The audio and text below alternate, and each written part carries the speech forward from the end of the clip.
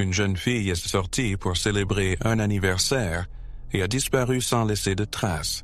Au cours de l'enquête, la police a découvert une série de faits alarmants, mais n'a pas réussi à faire avancer le mystère. Cela a continué pendant plus de 20 ans, jusqu'à ce que les détectives décident de prendre une mesure inhabituelle et risquée. Pour découvrir la vérité, ils ont organisé une vaste opération sous couverture, rappelant ce que l'on pourrait voir dans des films policiers. Au milieu de cette histoire compliquée et déroutante, ils ont finalement réussi à résoudre l'affaire, et la vérité a finalement éclaté. Michelle Braithwaite est née le 2 juin 1981 dans une petite ville australienne nommée Galgong. Avec une population d'environ 2500 habitants, la ville était isolée et se caractérisait par un mode de vie tranquille et détendu. Tout le monde à Galgong se connaissait, et en raison de son isolement, très peu d'étrangers y rendaient visite. Michelle y vivait avec ses parents et 2 grands frères. Elle fréquentait l'école locale, où elle avait de nombreux amis, aimait jouer au basketball et aspirait à devenir vétérinaire. Elle avait un amour profond pour les animaux et possédait même son propre cheval. De plus, Michelle rêvait d'avoir une grande famille un jour, espérant avoir 6 enfants.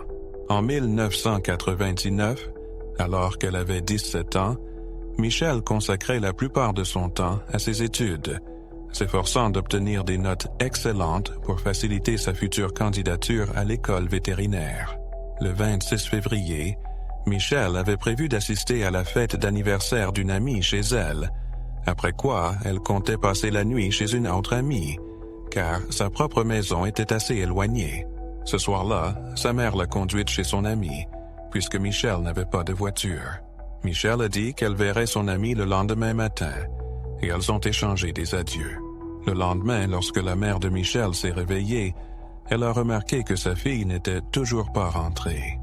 Au début, elle a pensé que Michelle dormait simplement chez son amie, mais au fur et à mesure que les heures passaient, son inquiétude grandissait. Comme Michelle n'avait pas de téléphone portable, sa mère a commencé à appeler ses amis vers midi. Finalement, elle a appris que Michelle avait quitté la fête vers 00h30 avec un couple qui avait accepté de la déposer au centre-ville. De là, il ne restait qu'une courte marche jusqu'à chez son amie, mais bientôt sa mère a découvert que Michelle n'y était jamais arrivée. Cela n'a fait qu'intensifier ses inquiétudes. Elle a envisagé que sa fille ait peut-être passé la nuit ailleurs et a continué à appeler les amis de Michelle, mais aucun d'eux ne l'avait vue cette nuit-là.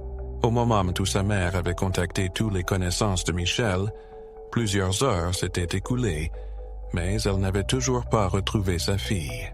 Finalement, elle a décidé de signaler la disparition de Michelle à la police, mais elle a rencontré un obstacle majeur. Le service de police local a minimisé ses inquiétudes, suggérant que Michelle traînait simplement avec des amis ou qu'elle s'était enfuie de chez elle. En conséquence, les agents ont refusé d'initier une recherche. Malgré ses efforts pour les convaincre que sa fille ne quitterait jamais la maison de son plein gré, les agents sont restés inflexibles dans leur position. Frustrée, la femme, avec d'autres membres de la famille, a pris sur elle de rechercher Michelle. Ils ont parlé aux habitants et fouillé les rues, mais n'ont pas pu se rapprocher de sa localisation. Cela a continué pendant plusieurs jours jusqu'au 2 mars. Ce soir-là, un homme est sorti se promener avec son chien le long d'une route menant hors de la ville. En passant près d'une vieille voie ferrée, près d'un champ, il a remarqué quelque chose d'inhabituel dans l'herbe haute.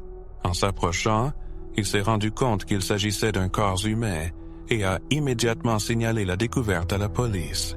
Les agents ont rapidement identifié la victime comme étant Michelle Braithwaite. Ses vêtements étaient partiellement manquants et sa chemise déchirée. Près d'elle se trouvait le sac à dos de la jeune fille. Cependant, aucune autre preuve n'a été trouvée sur les lieux. Il convient de noter que le corps a été retrouvé à moins d'1 kilomètre de la maison de Michelle, mais l'herbe dense rendait sa découverte presque impossible depuis la route. Les experts médicaux ont découvert de nombreuses abrasions sur son corps, et la cause de la mort a été déterminée comme étant la strangulation. Ils ont également conclu que la victime avait été agressée, mais n'ont pas pu recueillir de matériaux biologiques de la part de l'agresseur. Dans sa main, les experts ont trouvé plusieurs mèches de cheveux, mais ils n'ont pas pu extraire d'échantillons d'ADN utilisables à partir de celles-ci. Maintenant que la police était confrontée à un homicide, elle a finalement commencé une enquête approfondie. Leur première étape a été d'interroger toutes les personnes présentes à la fête. Selon les experts, la mort de Michelle a probablement eu lieu la nuit de sa disparition, ce qui signifie que quelqu'un parmi les invités aurait pu être impliqué dans le meurtre ou détenir des informations à ce sujet. Cependant, tous les participants ont affirmé que la fête s'était déroulée calmement, sans conflit.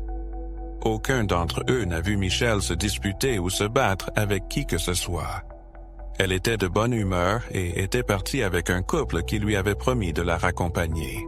La police a interrogé ce couple et ils ont confirmé qu'ils avaient déposé Michelle dans les rues principales de la ville, d'où elle avait prévu de marcher jusqu'à chez son ami. Par la suite, ils sont partis et n'ont pas vu dans quelle direction elle s'est dirigée. L'ami de Michelle a signalé qu'elle n'était jamais arrivée cette nuit-là. Les enquêteurs ont émis l'hypothèse que soit Michelle avait été attaquée avant d'atteindre chez son ami, soit elle avait changé d'avis et avait décidé de rentrer chez elle à la place.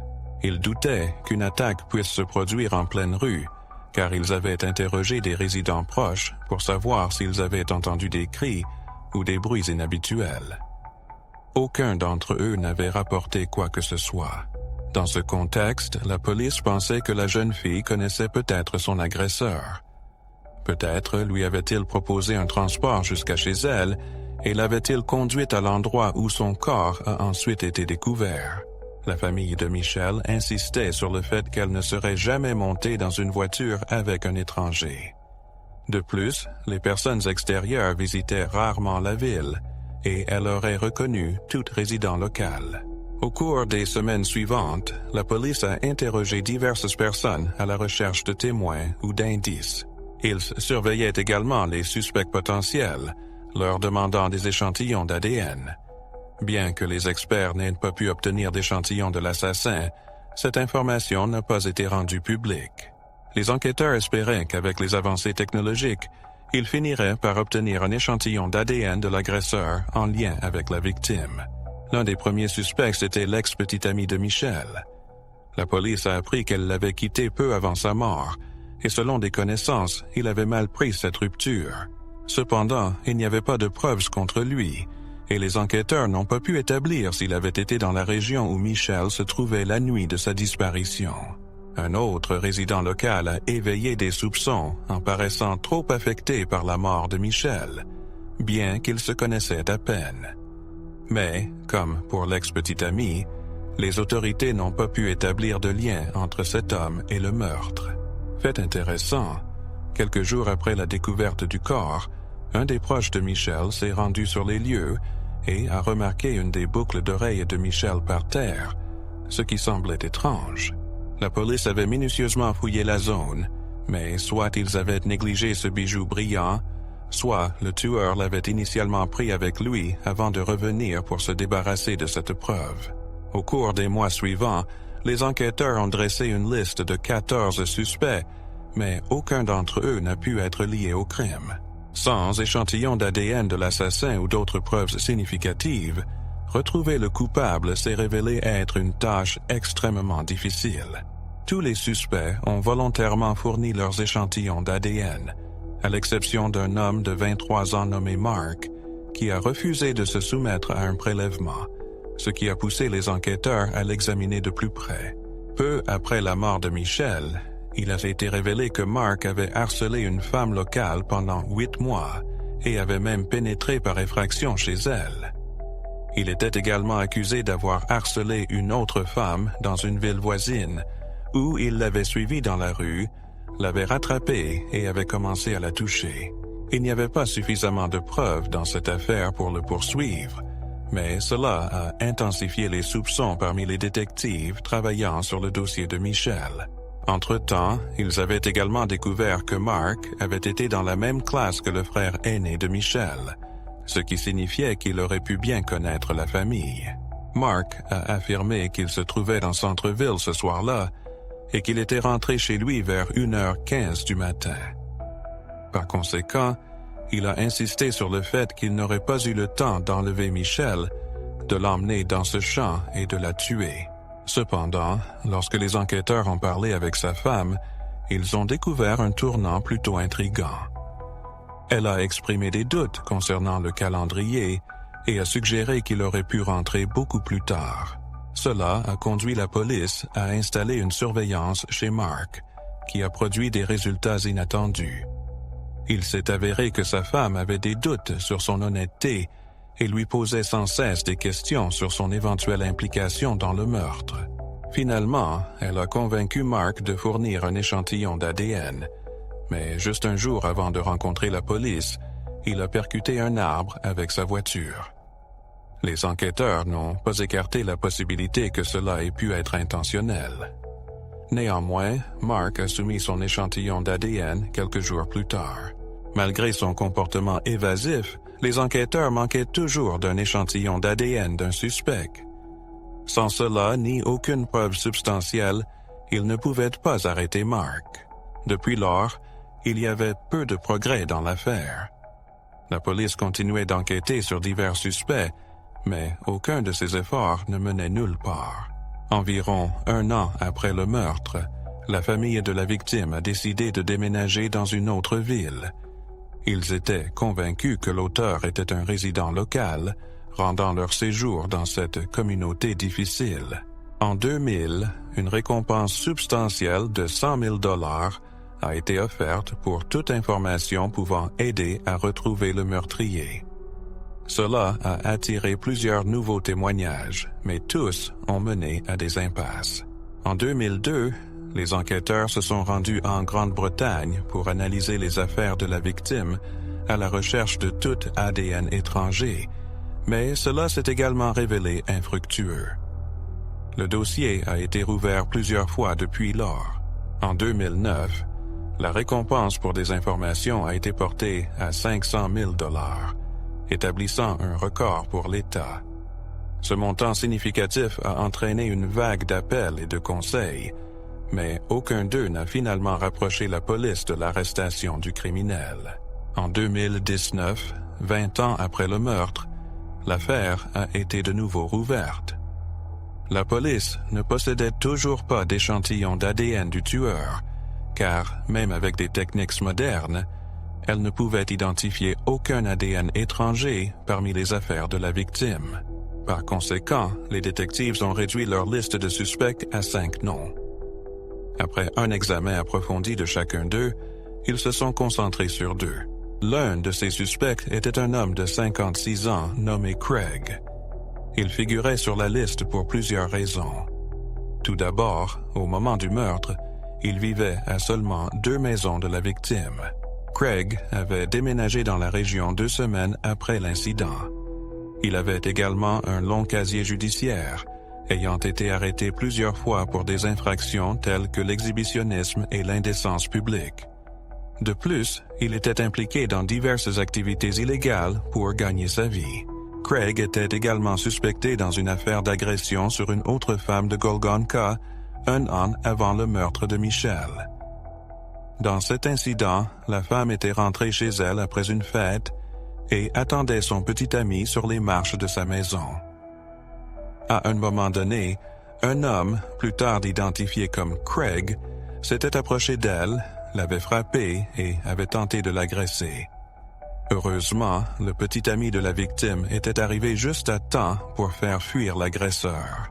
Bien que la femme ait initialement signalé l'incident à la police, elle avait finalement décidé de ne pas porter plainte, les chances d'obtenir une condamnation contre Craig étant très faibles, car son témoignage seul n'était pas suffisant.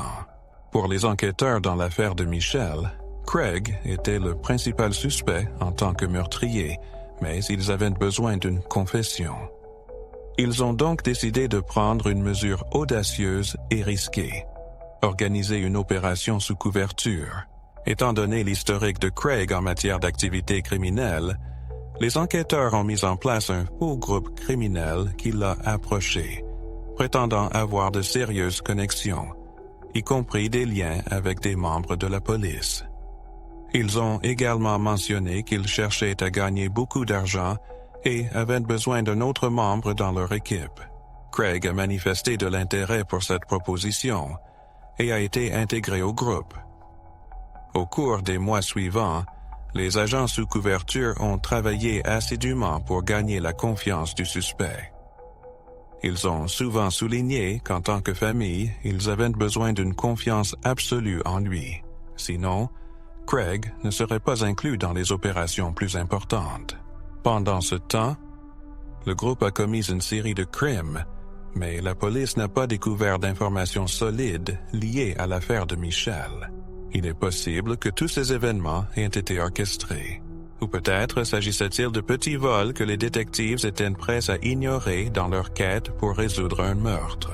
Cela a duré près d'1 an avant que les enquêteurs ne décident qu'il était temps de passer à l'étape suivante. Les membres du gang ont informé Craig que la police s'intéressait à lui en raison d'un ancien meurtre, mettant ainsi leur opération en péril. Ils n'ont donné aucun détail, mais au cours des mois suivants, ils ont prétendu que les enquêteurs se rapprochaient de lui. Lors d'une de ces conversations, Craig a exprimé son espoir qu'on ne l'interroge pas sur le meurtre de Misha Elbrad. Il a ajouté qu'elle était comme une sœur pour lui et qu'il la connaissait depuis qu'elle était bébé. Un certain temps après, Craig a rencontré un autre agent sous couverture qui se faisait passer pour un détective corrompu travaillant pour le gang. Cet agent a informé Craig qu'un détective d'une petite ville fouillait activement une vieille affaire de meurtre et qu'il se rapprochait de la vérité. Finalement, les enquêteurs ont pris leur 3e mesure. Ils ont organisé une conférence de presse annonçant une récompense record d'$1 million pour toute information liée au meurtre de Misha. L'objectif était de s'assurer que l'affaire de Misha fasse la une des journaux et d'accroître l'anxiété de Craig. Un homme a laissé un commentaire sur une publication des réseaux sociaux d'un poste de police, exprimant sa tristesse de voir que le tueur n'avait pas encore été arrêté. Misha était comme une sœur pour moi. Je ressens de la peine pour sa famille. Le lendemain, Craig devait rencontrer le chef du gang, une personne qu'il n'avait jamais vue en personne. Naturellement, le chef a pris le rôle de l'enquêteur.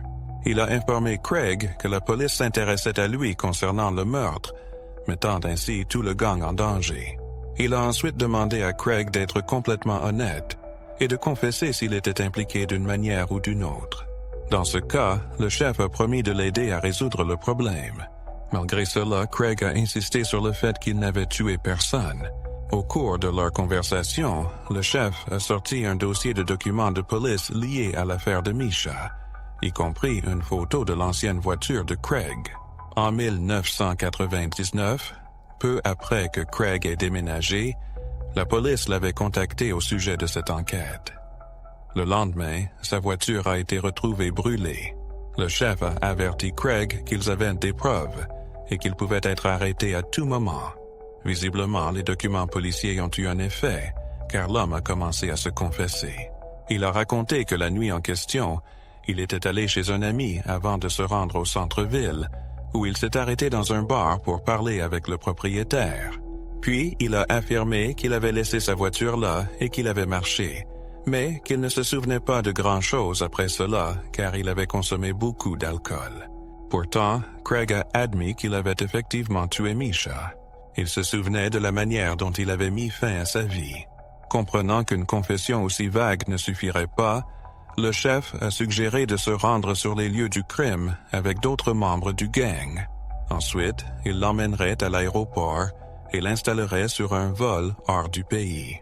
Craig a accepté et, une fois arrivé sur les lieux, il a expliqué comment il avait traîné Misha hors de la route et dans les broussailles pour que personne ne puisse voir son corps.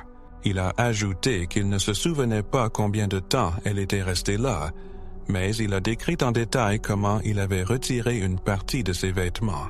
Il a souligné que le fermoir de son soutien-gorge était cassé. Ce détail n'avait jamais été révélé, et seul le meurtrier aurait pu le connaître. De plus, Craig a admis qu'il avait tenté de sortir avec une autre femme 1 an avant le meurtre, mais qu'il avait été effrayé par le petit ami de la victime à l'époque.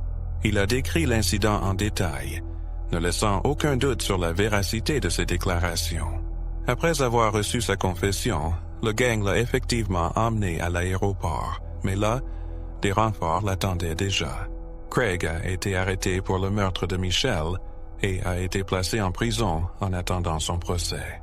Le procès a débuté en 1923 et Craig a été reconnu coupable de 2 chefs d'accusation.